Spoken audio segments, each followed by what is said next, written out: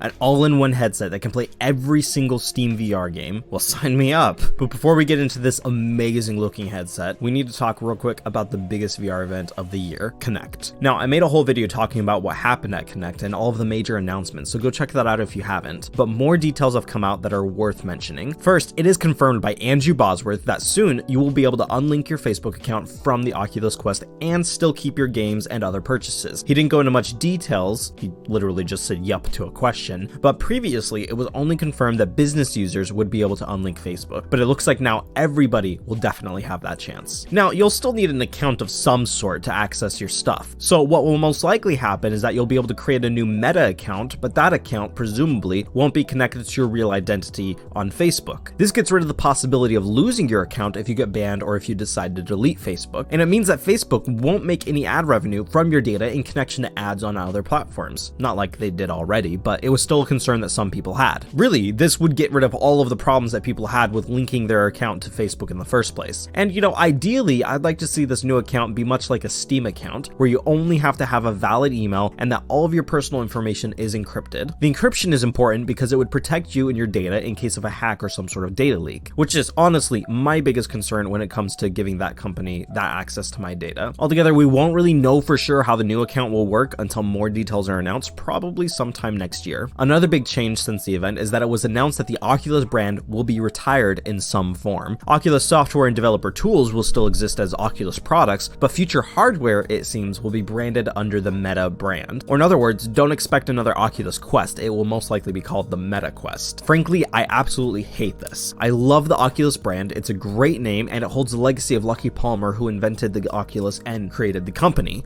I also think this is just a really bad move, but at the end of the day, a name change won't change anything that significant when it comes to the actual management of the company. All of that said, it still makes me pretty sad, so F in the chat for Oculus 2012 to 2022. It also looks like the Quest 2 will be around for a while, so you might as well make sure the headset's nice and comfortable. My absolute favorite head strap for the Quest is the deluxe audio strap, simply because it includes headphones built into the strap, but it costs over $100 and it doesn't even match the Quest 2's white finish. Well, now for almost half as much as the HTC deluxe audio strap, you can get this new deluxe audio strap made specifically for the Oculus Quest 2. The strap looks great, comes with built-in audio, and is pretty dang comfortable. It features a halo strap design, which a lot of people really like because it doesn't give you that ugly VR hair. The headphones aren't phenomenal, I'll be honest, but they are an upgrade over the stock audio, and altogether it's a much cheaper and more convenient option than buying the HTC deluxe audio strap or any other set of high-quality headphones. If you want a chance at winning one of these head straps, I've partnered with the company behind them to give away 3 head straps. To enter the giveaway, just follow the link down in the description. With all of that out of the way, let's talk about Deca Gear. Deca Gear is a headset that's been in the making for a long time. It is the long-awaited Quest competitor that many have anxiously waited for, especially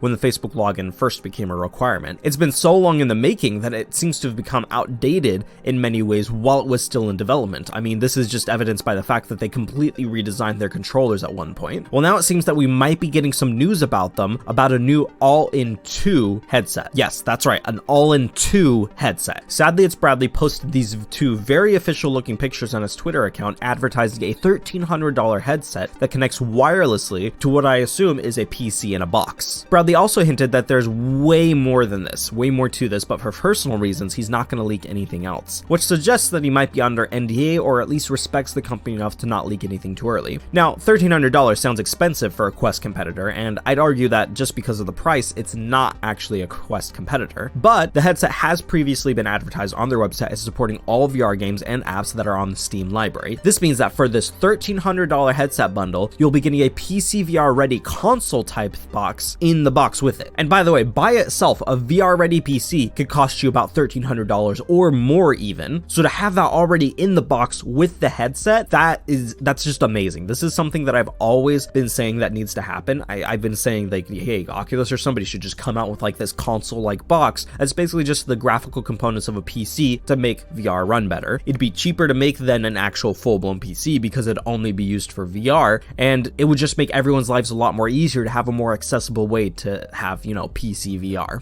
Now there's a lot more to this headset. Like for example, on their website, it's been advertised that the headset will also include face tracking designed specifically around your privacy, lenses with a resolution of 4320 by 2160, and a 90 Hz refresh rate with inside-out tracking with less than 1 millimeter of precision. And all of that completely wirelessly. Yes, that's right, wirelessly connected to this console-like box. And it even says wirelessly connected from anywhere. You could be at your friend's house with a decent Wi-Fi connection playing with this box is what it sounds like. Now, I don't know what kind of systems they're going to be using for the wireless connection. It could be just like virtual desktop where it's just over Wi-Fi 6 or something like that. Could be they're using the new Wi-Fi 6E, or there's tons of technologies out there. All I know is that I did see on their website that they are hiring for somebody that specializes in wireless technology. So they definitely are looking heavily into this to find out a way to get the lowest latency possible while keeping it wireless, which I think is the future of VR. Wireless is the future of VR. That's the main reason I haven't upgraded for my Quest 2, is because I just love the ability of being wireless. Add on to all that the fact that this bundle comes with index-looking controllers and the Deca Move, which is pretty revolutionary in and of itself, and you have what sounds like the best headset on the market. I really hope this company makes some sort of concrete announcement soon, because I'll be honest, Techtober was crazy for VR, but also very underwhelming. To give you an idea, I went into October fully expecting to end up buying 2 or 3 new headsets, but I didn't end up buying a single one because none of them were worth it to me. Like I said, I just love my wireless Quest 2. This Deca Gear with the specs already listed on their site would 100% be worth it to me for $1,300, and Bradley is hinting that there's so much more to it, which means it could be even better than what's already described. I mean, an all-in-one headset that doesn't come with Facebook, I mean, Meta, whatever it is, sign me up, bro. All right, real quick, let's hit the game news for this week. So Blade and Sorcery is coming to the Oculus Quest on November 4th. This is the iconic medieval fantasy sandbox game that just added dungeons, and they hope to add so much more to the game. If you've ever seen these videos on TikToks with lightsabers and all the other wacky mods, well, this is the game, and Quest users will finally be able to get to try it this week. And it was confirmed also that the mods will be supported on the Quest 2 version as well, a few weeks after its release. The studio just wants to make sure that it all runs smoothly before allowing mods, but it's nice to see them supporting the mod community. After the fall, the wintry zombie shooter is finally releasing on November 9th for all platforms. It's a co-op experience where you'll explore a frozen LA wasteland surviving hordes of enemies, and this is honestly positioned to be one of the best game releases for this entire year, so don't miss it. In case you missed the announcement, GTA San Andreas is coming to the Oculus Quest 2. No dates have been given, but it has been in development for several years with Meta support, so I'm guessing it'll probably come out sometime next year, around maybe, I don't know, November, October, kind of like how Resident Evil came out this October. The only thing I'm wondering is how much of this game will be censored. I mean, considering how much Facebook, I mean Meta or whatever, censored Resident Evil 4, I mean, that game is pretty mild compared to the Grand Theft Auto series, so like, are they just gonna mute the entire game and then make the entire gaming community hate them? Honestly, I can't wait to play GTA in VR, but you know what, Meta, maybe you should be picking less controversial, less